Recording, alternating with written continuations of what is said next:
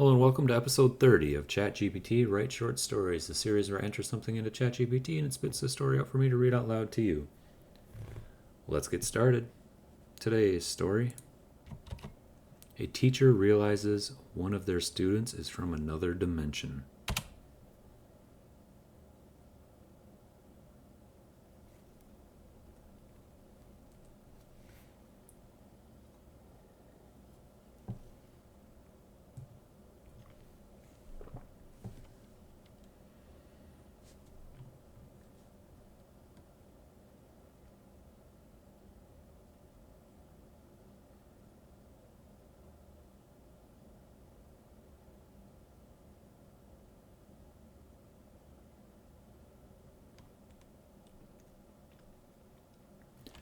In a small town nestled in the mountains, Miss Elsa Harper taught at the local elementary school.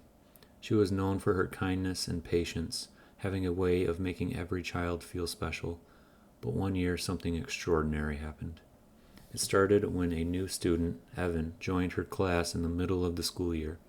Evan was a quiet, polite boy with bright blue eyes that seemed to hold a depth to 1,000 worlds.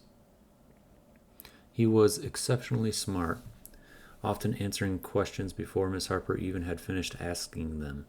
Yet there was something odd about him, something Miss Harper couldn't quite put her finger on. Evan rarely spoke to other children and seemed perplexed.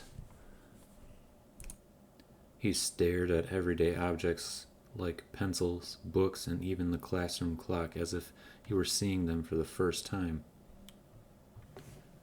Miss Harper noticed that Evan never brought lunch from home and when she offered him a sandwich one day, he looked at it with the same puzzled expression before hesitantly taking a bite.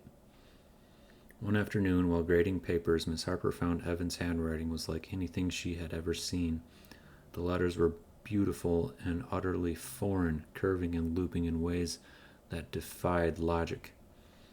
When she asked him about it, Evan simply shrugged and said, "That's how we write where I'm from." Curiosity got the better of her. "Where exactly are you from, Evan?" she asked gently. Evan looked up at her with those deep blue eyes and hesitated before answering. "I'm from a place far away where the sky isn't blue and time doesn't move like it does here." Miss Harper felt a chill run down her spine. "What do you mean?" Evan leaned in closer, as if sharing a secret. "I come from a dimension that overlaps with yours, but it's different. People there live in harmony with the laws of the universe in ways that your world can't yet understand. I didn't mean to come here, but I got lost, and now I'm trying to find my way back." For a moment, Miss Harper didn't know what to say. She wanted to dismiss it as a child's imagination, but something in Evan's eyes told her that he was telling the truth. She thought back to all the strange things she had noticed, the unfamiliar script, the odd behavior, and the way he seemed out of place in this world. "Is there anything I can do to help you get back?" she finally asked, her voice barely above her whisper. Evan smiled, a sad, wistful smile. "I'm not sure. I've been trying to find the portal that brought me here, but it keeps moving.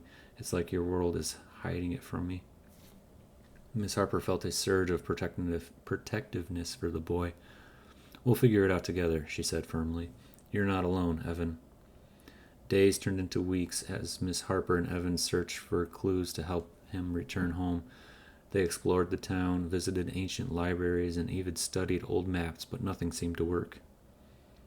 One evening, as the sun dipped below the horizon, casting a golden glow over the mountains, Evan and Miss Harper stood by the edge of the forest. "This feels familiar," Evan said softly. Miss Harper watched as Evan closed his eyes, reaching out as if sensing something unseen.